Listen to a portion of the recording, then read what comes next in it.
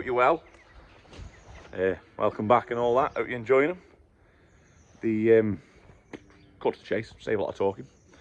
This week, the second half of the eagerly anticipated farm tour. We'll do that, I think. Get it done out of the way, because as well, Colin wants me to mention it. I am TB testing this week down the road at Colin's. So if you're watching, Colin.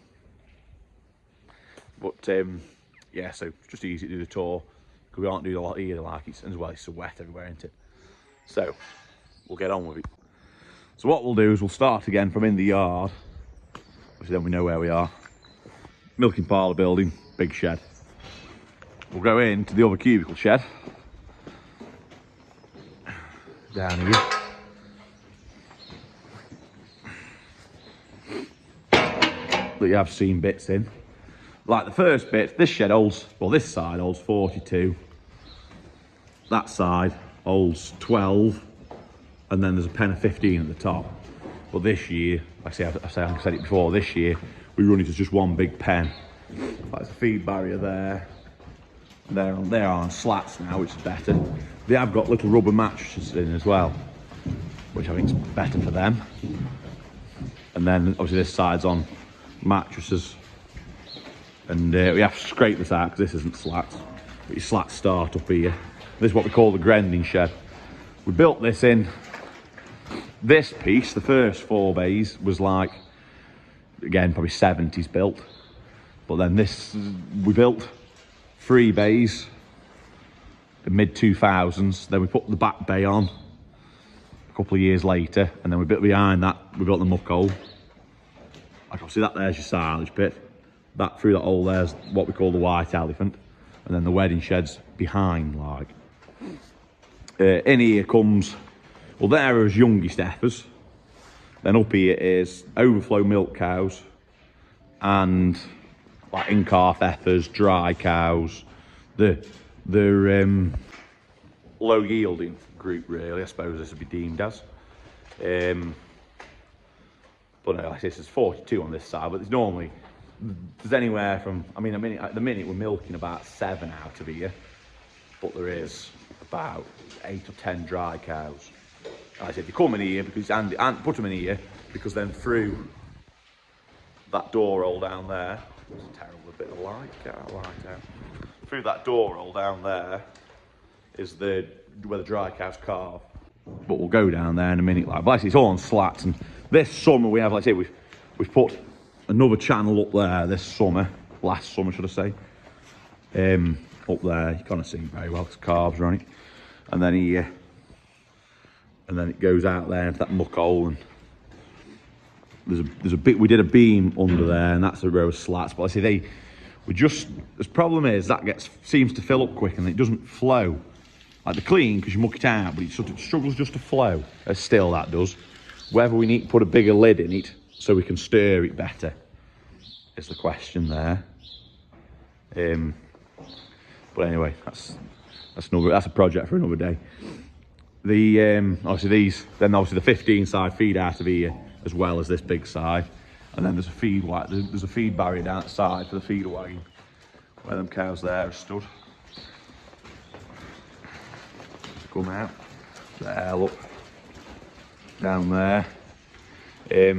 We put that feeder back that there in about when did we do that? About 2012, something like that, 13. Because this shed has had about, I'm going to say about 7 or 8 different layouts in my time. Well, I can remember. I can just about remember when we moved on to Muller, we had to change it because like when it was just the first 4 bays, they obviously used to be tied by the neck here and here, and then that side used to just be a big open bing type thing. And I can remember my auntie's donkeys used to live in it a bit, but I can't really remember anything other about it. And then again, we moved on to Wiseman, left Milk Marketing Board about 2000, so then it had to change then. And so then obviously we put cubicles in that side, a feed barrier up top, and about where this cow's standing there was a feed barrier there. And then this here was all open, like open air. Bit of a sludgy mess really. And then a couple of years, when we built this extension, the feed barrier come to these cubicles I'm stood on now, and like we adjusted up where that little water top is. There was a passing point up there to get into that feed barrier for so many at the top. And then again, like sort of probably late 2000s it were, when we started AI in heifers and started using sex semen to be, we then mixed them all together, because we used to have cows, heifers, but then we mixed them all together then when we started AI and stopped having the bull running with the heifers. And then we had, like I said, so that adjusted that, and then we moved, like I said, we did these slats, moved this feed barrier to here and extended them. There's a big pile of bedding muck. And then, like I say, because there where that bedding muck is, we had a pen there for a year or two of dry cows and stuff. Like, and then when I went up to this feed barrier, we had a pen of calves, one for a couple of winters. And but then we put them 4 cubicles in there to make it up to 42 and put the feed barrier there. It does, like I say, it does work well now, how it flows and everything. And like I say, with the through that door hole up there, you can just make it out. With dry cows being in there, you can put them in here and you can push them in there near a calving. Like I say, the flow does work. But anyway, we'll move on round here.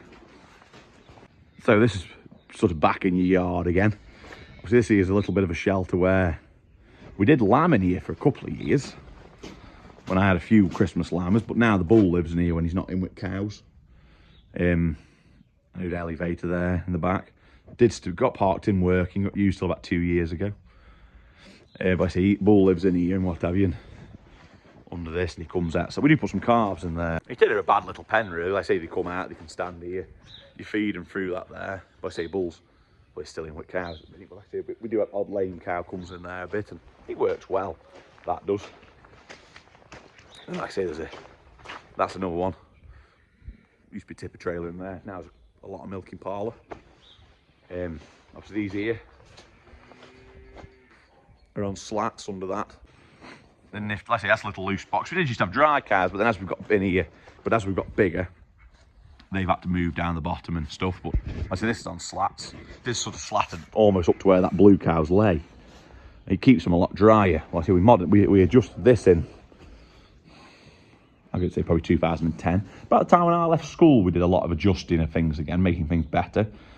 But this is like another fattening group now, for now, and it does work. Like I say, it works well. It's a bit of a lean-to, but this has been built 60s. They built this around when brucellosis was about and all that in the mid 60s. They had to have a loose box, I think, or an isolation pen to be brucellosis free. And so they built this. They put this up in sort of 60. About 60, did they start in about 66, 67, something like that, putting this up somewhere around there. And opposite side is the A shed, old Dutch barn. It's got a bit of a cullender roof now. It's normally full of hay. Because of TB, now got calves in it. But again, years to come, there is a plan to get rid of the Dutch barn. Let me move back so we can see it. Get rid of the Dutch barn, get rid of the shed at the side, and put like a proper apex shed up right over to that wall. And then you can, like I say, then it's because now you go 5 high, and then you can only just post a bale in top, because they aren't very practical for load hauls, are they? And I say, I don't know if you can make them out there, but on that there you can just about make it out. There's a bit of a daft bar and roof, so you can't really get up there, and it's a nightmare really. It is a pain, but you know, it's what we work with. So it's all right. I say old straw. You get about 100, 120, 110 Eston bales in it and whatnot, and it isn't. I say it isn't too bad. I say there's a tap through that little hole, so they're getting water there now. And I say there's a couple in here. And I say it works. Housing that these bales will just give them a bit of protection from the wind. Then we'll move on down from them bales to what we call Scott Wager's shed, because a bloke called Scott Wager built it. Again, we did have dry cows in here at one point when we only had like 60 milk cows. We did lamb in half of it. We used to have dry cows sort of You can see this post here, this post there. Dry cows used to live back there. That's better. Dry cows used to live back there, and then we used to put hay and straw on this side. But like now, there's a quantity of suck pack calves in here now. Like he's a baz a day after a Suckler cow, and he is, and that other white one is. That red in there's a Suckler after a baz a day. He's just a straight baz a day after a Monty. That but I say there in here. I've been waiting to. Well, one of the things I wanted to do the tour after I'd clean this out because there was bedding about almost at the top of that post, so I thought it didn't just look the best, did it? But now, so we've done that. Like I say, this was put up. This was sort of the first shed we built, I'd say. Again, this was like at the start of the new era of building. Again, this was put up sort of 2002, something like that. Let's say more for straw, and the idea was to have, let's say, dry cows on that side, and we did that was a row of feed barriers down the middle. I think this was one of them actually, down the middle, like, and it worked well because when we didn't have many cows and stuff, it was fine. And then as we got more, we used to have get a bit tight. That's when we had to adjust it, like, and I know we've had it as one big dry cow pen for a while. And I know one year we had dry cows at far side, and we had a row of straw here. And then in between the straw and the dry cows, there's a pen there, a few calves in, stuff. But we don't need to know that, do we? Like, but you know, it's how it is. It works well. We have tried to get a grant for this here, but to concrete it, but the paperwork that needed doing on it was ridiculous, really, because we're in the Peak Park. But it'll get done in time. That we'll probably just have a couple of load of cells every year and steadily work down, you know, make it better. But they'll. But no, that's them. And then we've just got a storage shed, implement shed. Put it like that, it's better.